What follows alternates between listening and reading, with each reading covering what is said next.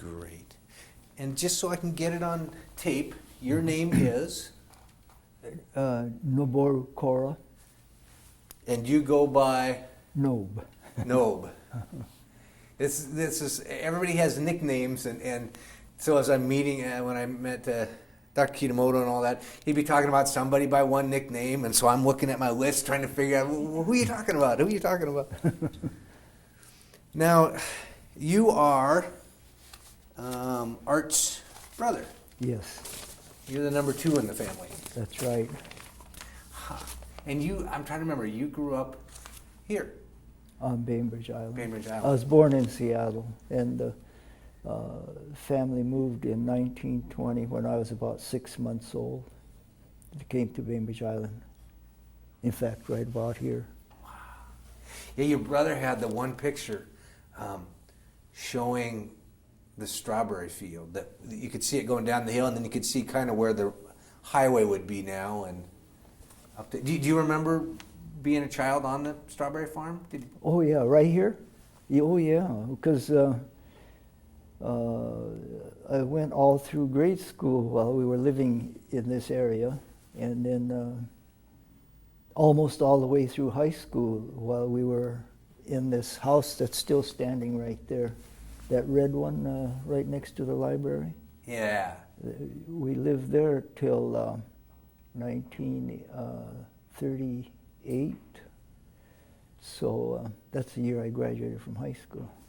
Well, in fact, I graduated after we moved, but we moved, I think, the winter of 37 or so. And was that, you moved out to North To Island? Manzanita area, yes. Yeah. So, and that's where you started to buy property, was out? Pardon? That's where the family started to purchase? Yes.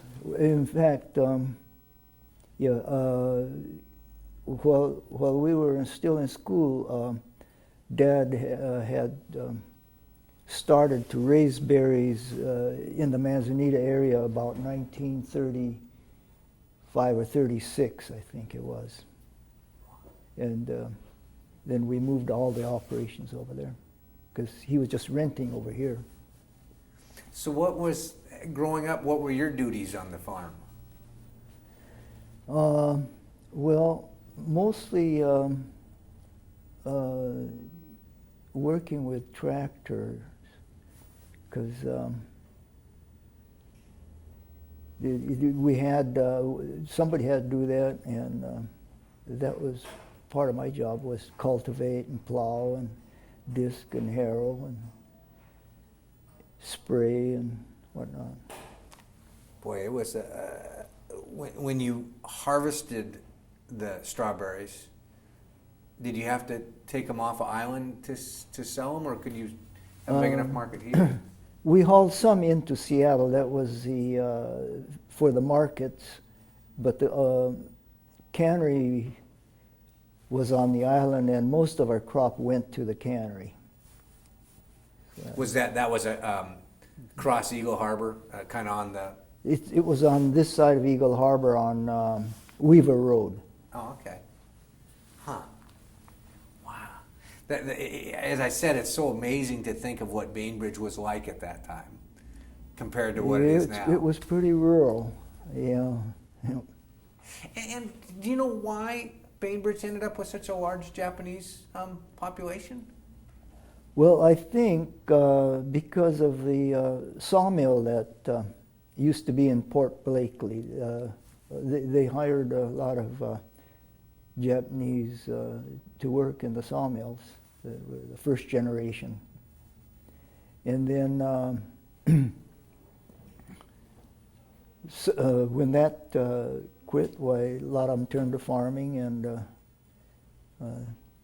I don't know where Grandpa and Grandpa and Ma and Dad heard about all the strawberries, but they decided to give up. I think they were running a restaurant or something, or laundry, and they tried everything, I think. And so they decided to come over here when I was just 6 months old, 1920. Wow. And that's where I guess some of the irony starts to build here, or the sadness of it. Here they came over, built up the strawberry farm, farmed here, rented property, went up and started to build your own property up, and then Pearl Harbor happens. Yeah, that was pretty sad. It was a shock, and it was a pretty tough time, but I thought Japan was absolutely crazy to try to attack the U.S. I didn't see everything I knew about Japan at that time was that they were pretty small country and backwards in technology, and I didn't see how they could last for 6 months, but they hung on a lot longer than I thought. Do you remember the day here when you heard about Pearl Harbor, where you were? Or? Yeah, I think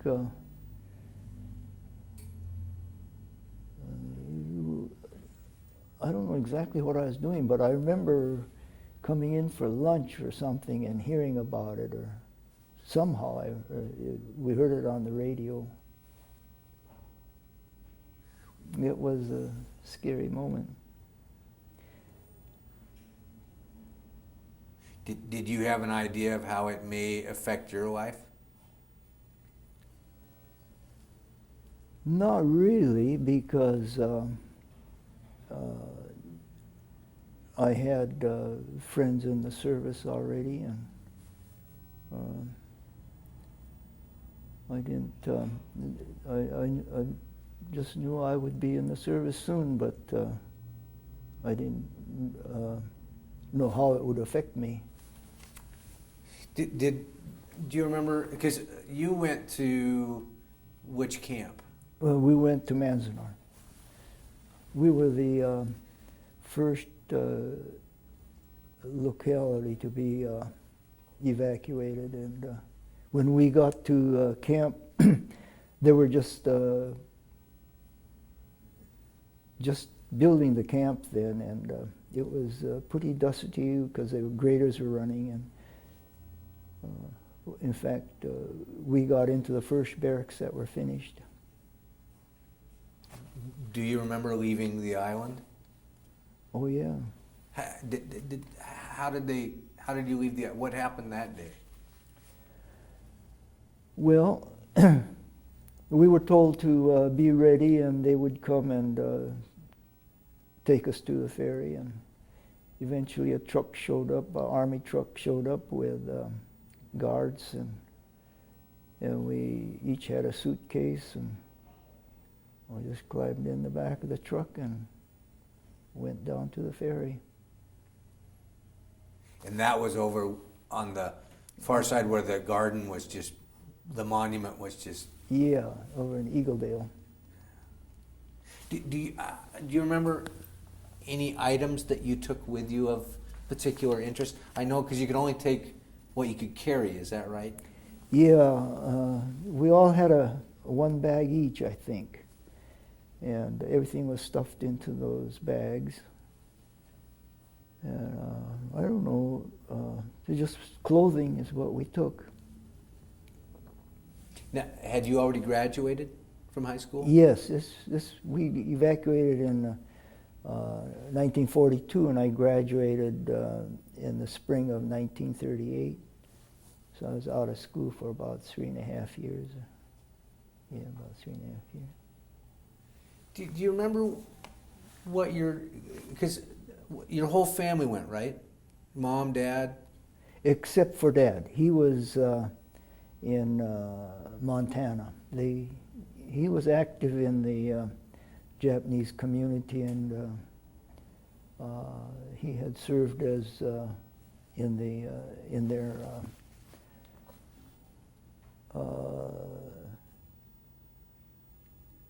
well, as I think he served as president of and they had besides the Japanese community club that they had, there was cannery, Strawberry Growers Association, and he was an officer in that too. And so anybody that was active in those areas, they got hauled away. So they thought he was a threat.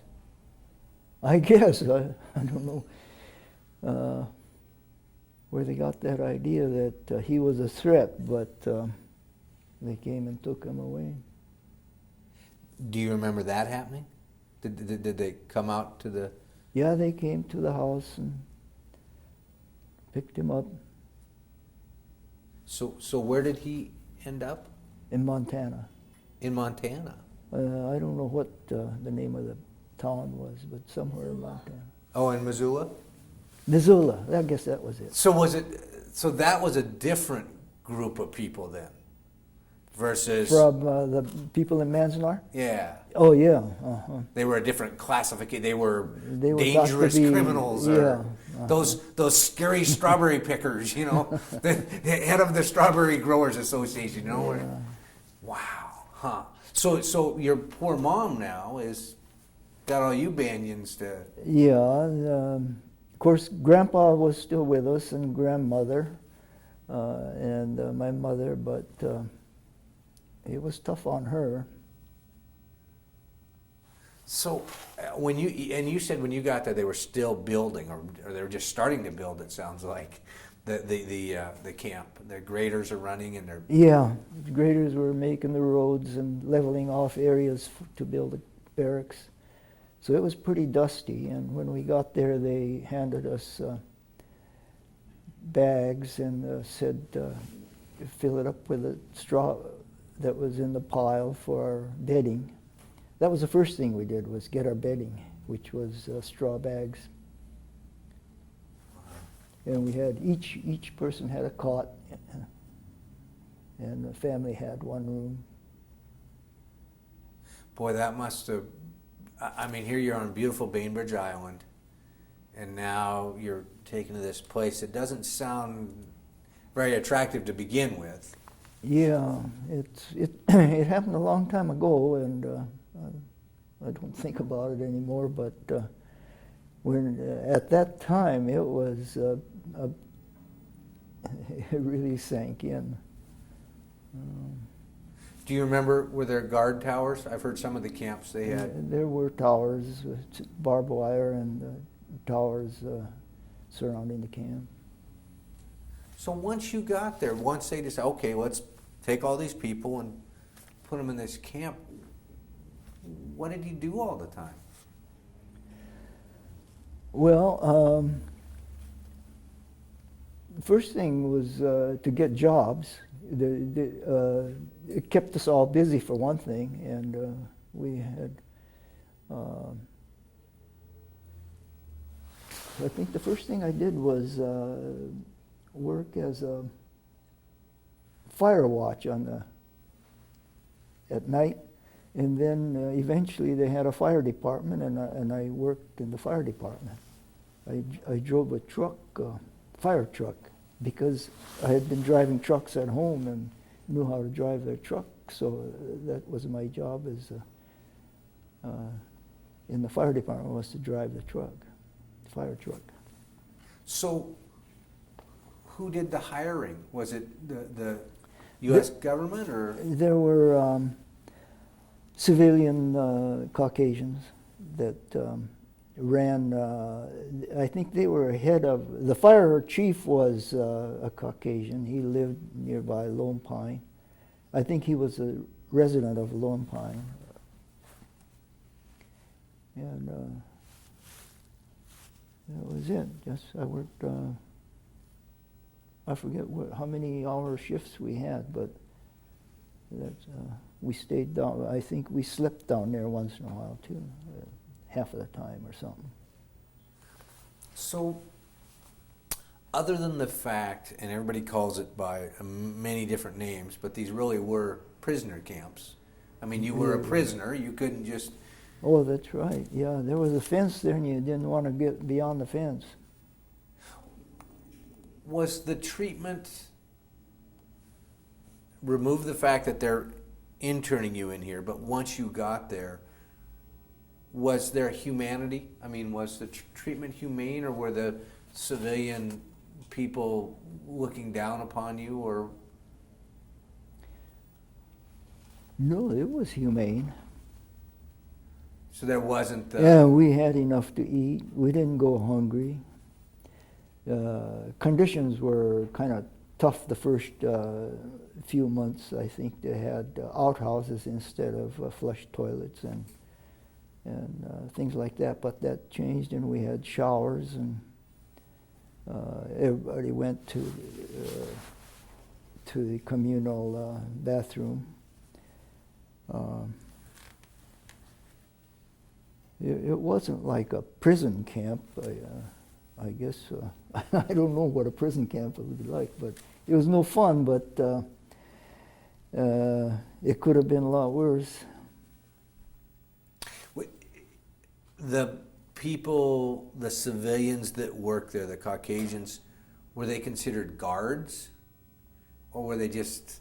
I mean, were those words that you used, or was it just the people that ran the place? They just ran the place, and as far as I know, I never ran across anybody that was uncivil. What did you do for fun? I mean, I know that's a relative term, but... Well, I know kids played baseball, and we practiced some jiu-jitsu and had poker games, and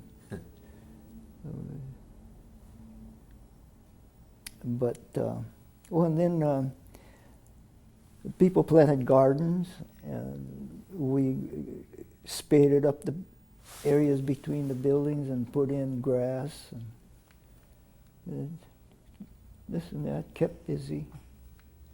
So as time went by, you did little things to beautify and make it home. Oh, it was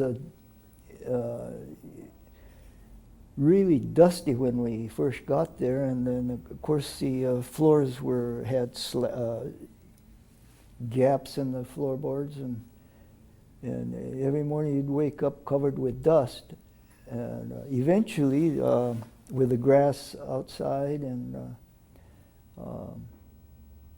I think they laid something on the floor, and they tar papered the buildings, and eventually it was livable.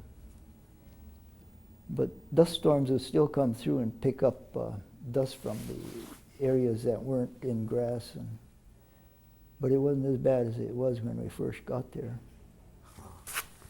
Now, there was a certain time where you could choose to enlist. Because at first they took your citizenship away, is that right? And then they gave your citizenship back to you, is that? I don't recall being told that we were not citizens anymore. But they came to you at some point then and said you could choose to enlist if you wanted, is that? That's right. Now your brother, the oldest of the family, and if I understand right, you both wanted to... Well, he came to me and said, I'm going to volunteer, so I want you to stay and watch make sure that the folks are okay and the younger siblings are okay. And I said, okay. And, the way you could not be drafted was to go work on farms or on the outside of the camp after we had moved to to Idaho.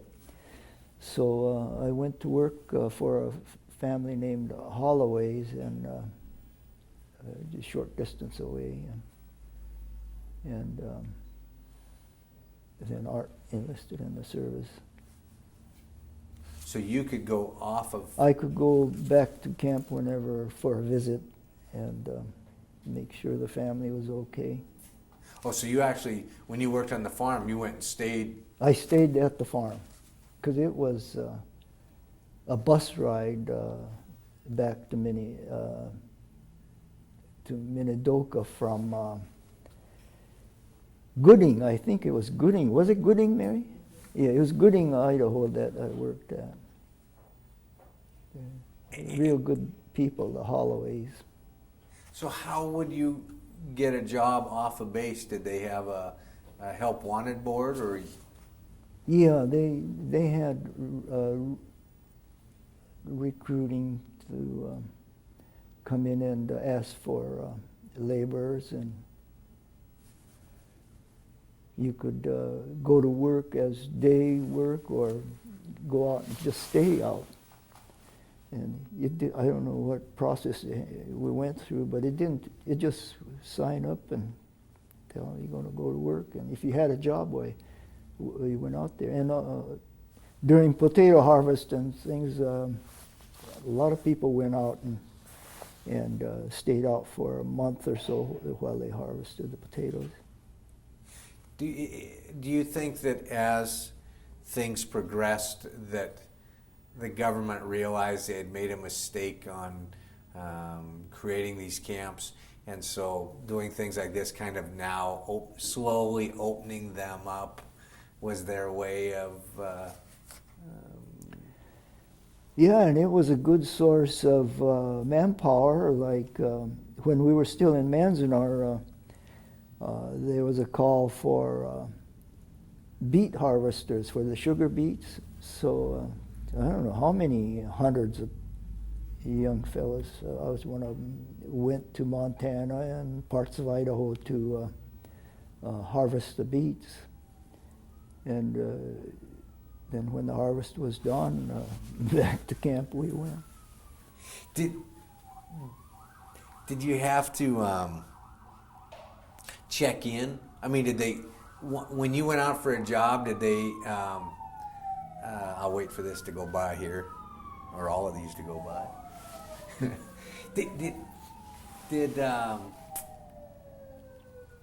Did they keep tabs on where you were when you were working, or you just said, I have a job and I'll be back in a couple of months? No, I think they knew where you were going. You signed up for a particular area to go to, and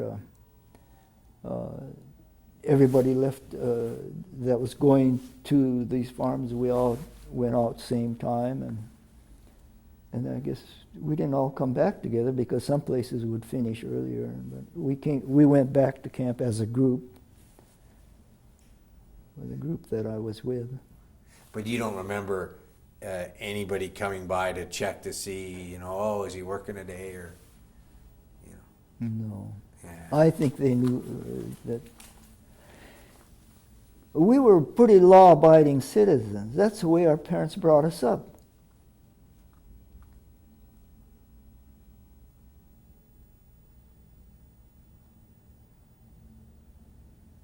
That's why it's even more absurd of what happened. I mean, and that's why, as I said, it sounds like, and I don't know, I wasn't there, but as time went by, for whatever reason, they tried to say, okay, well, we're supposed to do this, government says do this, but now we'll kind of start opening things up. Yeah, and I think they knew that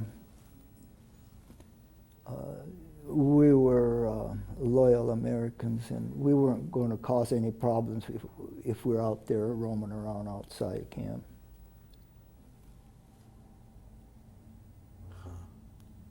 Well, now, you then did finally end up in the service. Yes, eventually. So, how did you get there? Did they? Well, war kept dragging on, and I didn't feel like I wanted to not have a part in it. So after a year, I made myself available for the draft, and the way you do that is just leave the farm and go back to camp, and you'll be drafted.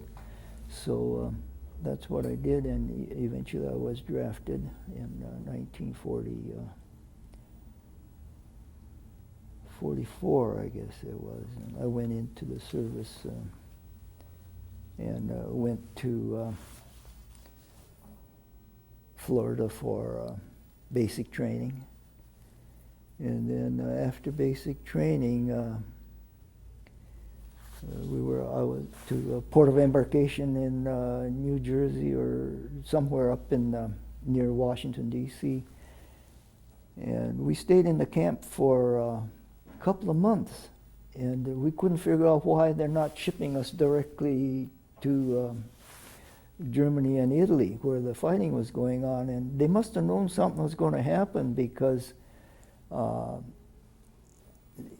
eventually the war in Europe ended, and we went down to Texas to train for the Pacific Theater. And I thought then I would be going towards the Pacific, but by the time we got our training, and we spent some time in California at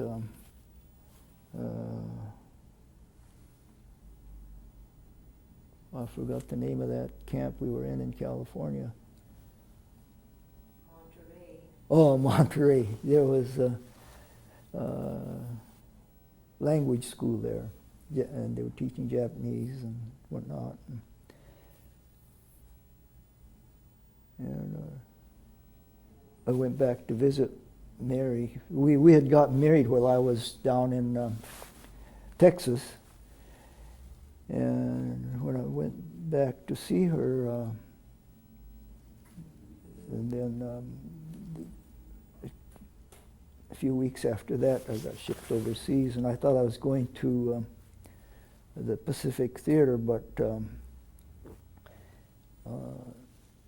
we took some Japanese. By that time, the war with Japan had ended too, and we took some prisoners that were that had been captured in the South Pacific. There must have been hundreds of them. They were picking cotton in cotton fields in California, and we took them to Hawaii and dropped them off there, and then picked up Italian prisoners of war that were working in the sugarcane fields, and the Japanese prisoners replaced them, and we took the Italian prisoners back to Italy. And that's how I ended up in Italy and spent 6 months or so there. They're stationed there for a while. Huh. Did you know that your brother had been wounded when you went? Was it? Yeah, he was. I heard he had been wounded. Well, I was still training. Huh. So you get married, and then you're going to ship out. Yeah, between the time that I was in at the port of embarkation and the time I was stationed in Texas, I went up to Minneapolis, and we were engaged by that time. So then we got married, and Mary went down to Texas with me for a couple of months. Then when I got shipped to Monterey, California, she went back to Minnesota. Huh. And your courtship was a lot of mail, is that? Yeah, mostly through the mail. But the family knew each other for years before. They were old family friends. So I knew who she was, and we corresponded. So did you have let's see if I remember right, a go-between? Am I using the right? No, maybe my sister, my younger sister, Mary, same age as Mary, I think. And she had a picture of Mary, and so I stole it from her. Huh. Wow. And so after the war, then you came back and got married, and... Yeah, our daughter was born while I was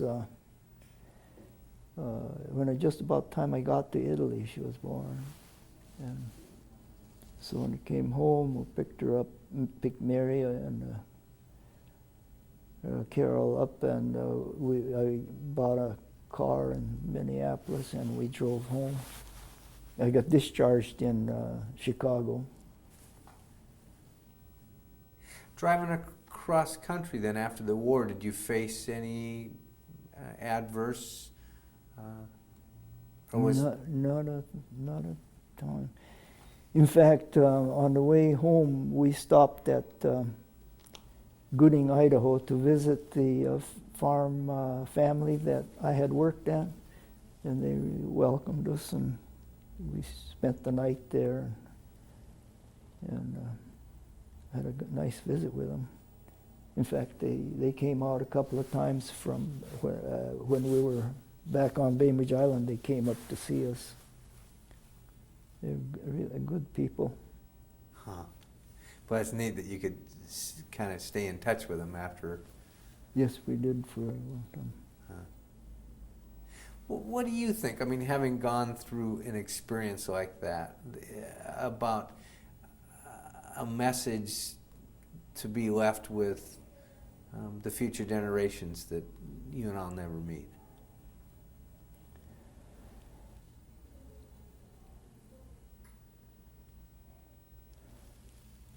I don't know. I didn't know anything like that could happen. I had not the faintest idea that the government would think that we had to be moved away and kept in camps. I don't think there was anybody that was more loyal to the United States and to our government than the second generation Japanese. That's the way we were brought up.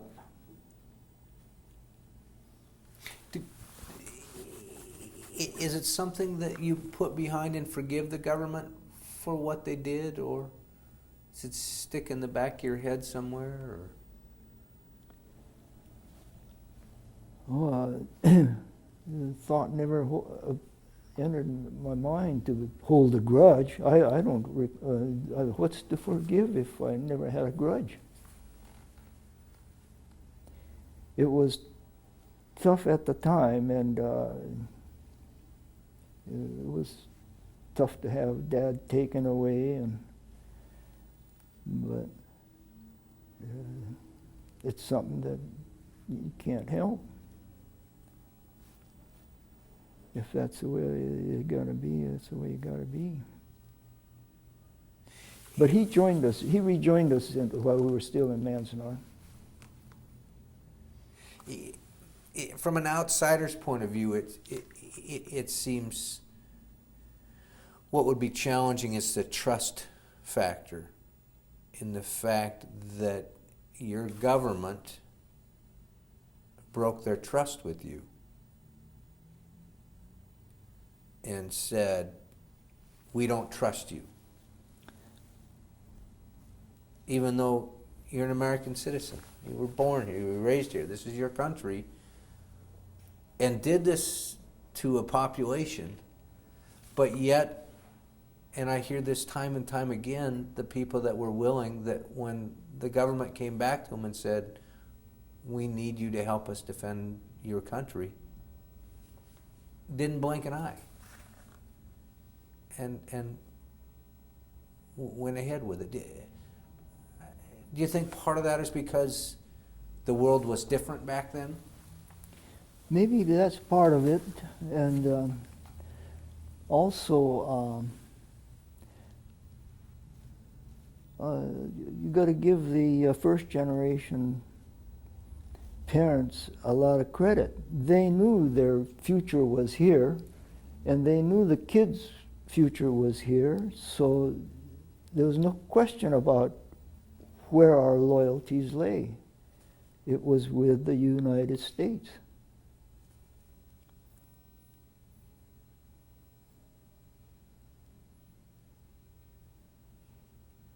Well, we talked to one gentleman, I think it was Sheikh Honda that we talked to, and story.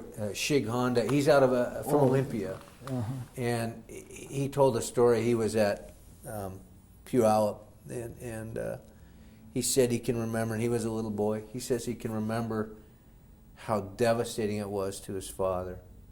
He says, but he can remember all the kids. He says the parents' spirits were low, and he said the kids wanted to do something to lift them up, and it was the 4th of July, and he said he can remember all the kids gathering things together and putting on a little parade, and he says he can remember at the end of it singing God Bless America. Here they are inside this camp with the guns protecting them, pointing inside, you know, and it just, it says a lot about the loyalty that you talked about. Yeah, it's the only life we knew. It's the only country we knew. From grade 1, I think I thought the world of our teachers and the coaches and the fellow students, Caucasian, Japanese. We were just like one all the way through.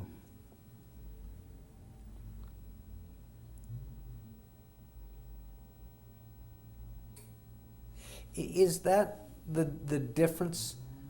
Do you think something that's learned? The fact, I mean, when you grew up, did you think, I'm a Japanese American, I'm different than everybody else, or did you just think, I am what I am? I am an American. I don't know. I never thought about it. Never entered my mind to think about whether we're different or not. The teachers were really incredible, I guess you'd say. They taught us the American way of life. You got to give the teachers credit. So there wasn't, I mean, it sounds like it was more, we are what we are. I guess so. Yeah. That's to me the sad thing, is I think that a lot of prejudice is taught, you know. Yeah, well, and there was no, maybe there was, but I didn't feel it. Maybe I was too dumb to notice it, I don't know. But we would, when we wanted somebody to play with, well, we just come down towards Winslow, and there would be all kinds of friends that we wanted to play with, whether they were Japanese or white, didn't make any difference. We were all friends. What was, when in Bainbridge in those days, Winslow in those days, with the Japanese culture being so, community being so large here, was there a lot of Japanese tradition that you grew up with? Well, they celebrated New Year's and also Christmas and Thanksgiving, and but I guess the Japanese, the New Year was a big thing for them.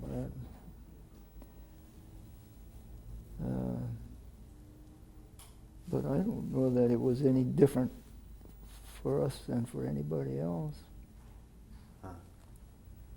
We went to Japanese school to learn how to read and write Japanese. And a lot of the kids would bring their algebra and things from regular class down there and compare notes to finish them up. Do you know if the Japanese classes continued after Pearl Harbor, or was that something that after the war it just kind of... I don't know if it was still going on at that time or not. Even before that, I don't... it must have been there, but I don't know how long those classes went on after I got out. Bainbridge Island wasn't a very big community back then, was it? The island as a whole, island community as a The whole population, the island. yeah, it was much thinner. There was a lot more or less cars and homes than there are now. Was there like 400 people live on the island then, or was it more? Or 400? was there less than 400 people living on this island back then? Maybe it was about there, but there must have been more than that because it supported several grade schools and the Central High School. So there was quite a few people that lived here even back then. Yeah, there must have been a few hundred families. I don't know how How many. big was your high school class? You remember? I think probably about 40 or 50 that, in our graduating class.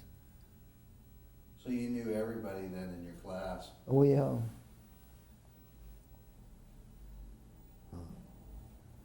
So where did in your class in Bainbridge, there was no, with Caucasian students or you or any of the Native Americans here that lived in this area, there wasn't any difference. They treated you the same, didn't they?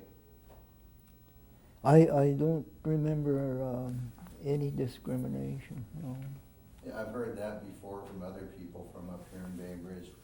Or someone from Seattle, there's more of a segregation where they're in the international district, and then you go so far out of that, and that they felt more discrimination being in larger cities. I don't know. Did you, when the evacuation order came, what did your Caucasian friends in high school, your friends that you growing up with, what did they think about it? What was their reaction to what the government wanted to do? Well, I was already out of high school, so I don't know how it was like in school.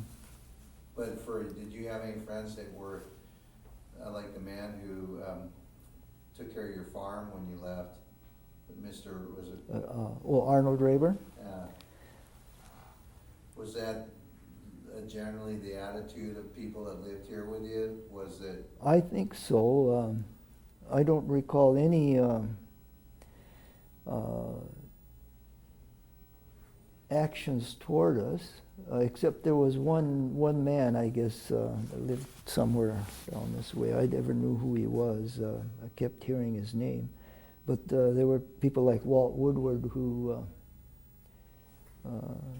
stood by us, and